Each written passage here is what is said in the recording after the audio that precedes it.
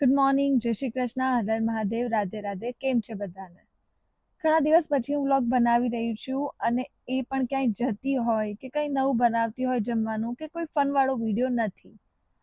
આજે બસ એક બહુ જ સામાન્ય વાત પણ જરૂરી વાત કરવાની છું.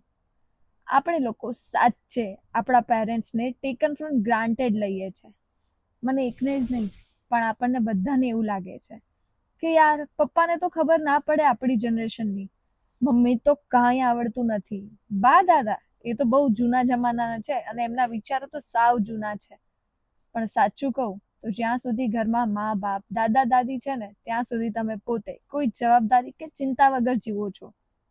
મારા દાદા, જેને અમે બાપુજી કહેતા, બાપુજીનું 2 દિવસ પહેલા હાર્ટ એટેક આવતા મૃત્યુ થયું. અને જ્યારે આ સમાચાર અમને મળ્યા ત્યારે પપ્પાનો કોલ કર્યો. એમના આંખમાં જે દુઃખ હતું, જે આંસુ જોયા, એ પછી મારું હૈયું સાચે કંપી ઉઠ્યું.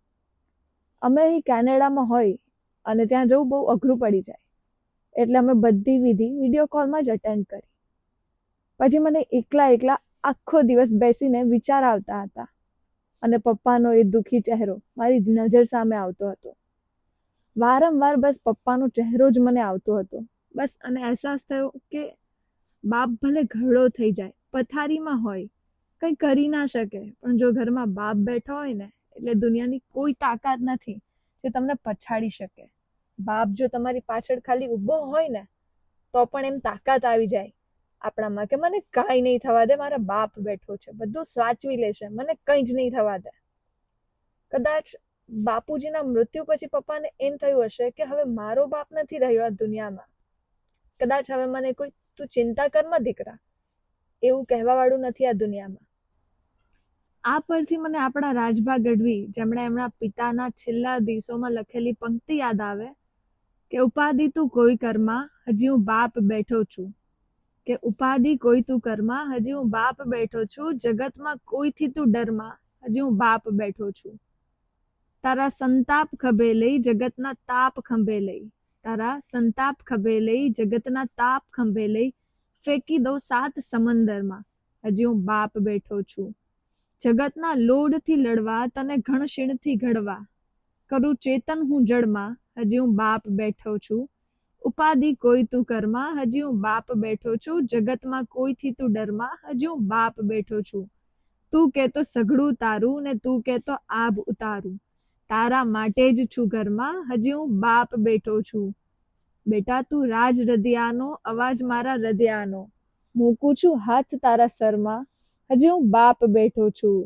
ઉપાધિ કોઈ તું કરમાં, હજી હું બાપ બેઠો છું. જગતમાં કોઈથી તું ડરમાં, હજી હું બાપ બેઠો છું. કદાચ હવે અમારા બધાના માથે હાથ મૂકીને બાપુજી આશીર્વાદ નહીં આપી શકે, પણ અમને ખબર છે બાપુજી ઉપરથી અમારા બધાનું ધ્યાન રાખશે અને અમને હંમેશા આશીર્વાદ આપતા રહેશે. ખાલી એટલું જ કહેવું છે મારું કે મારા મમ્મી પપ્પાએ બા દાદાની ઘણી સેવા કરી છે અને અમારા બધાના લગ્ન થયા ત્યાં સુધી તો અમે પણ બધા બા દાદા સાથે જ રહેતા, એટલે ક્યાંક ને ક્યાંક અમને પણ એ સેવા કરવાનો ચાન્સ મળ્યો છે. એટલે બાપુજીની કમી હવે જ્યારે ઘરે જઈશું ને ત્યારે દેખાઈ આવશે, પણ જ્યાં સુધી તમારા મા બાપ તમારી સાથે છે, તમારા બા દાદા તમારી સાથે છે, એમને સાચવી લો, એમની સેવા કરો, એમને મન અને તનથી સન્માન આપો. એમની માટે તમે જેટલું કરી શકો ને એટલું ઓછું છે. ક્યાંય સાંભળ્યું છે કે તમે મા બાપના ઋણ કોઈ દિવસ ઉતારી શકો? કોઈએ મા બાપના ઋણ ઉતાર્યા હોય તો તમે પણ મા બાપના ઋણ ઉતારી ના જ શકો.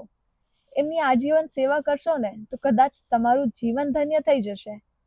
જેમ જન્મ છે એ મૃત્યુ છે, ક્યારે મૃત્યુ આવે એની કોઈને ખબર નથી. એટલે જીવન જીવી લો અને બને એટલી સેવા કરો ઘરના ઘરડાની, મા બાપની. તમારો પુણ્યનું તમને ભગવાન અહીં આપી જ દેશે. અને છેલ્લે એટલું જ કહીશ કે બાપુજી તમે ઘણું સરસ જીવન જીવ્યા છો. તમારી ખોટ અમારા બધાના જીવનમાં અચૂક વર્તાશે.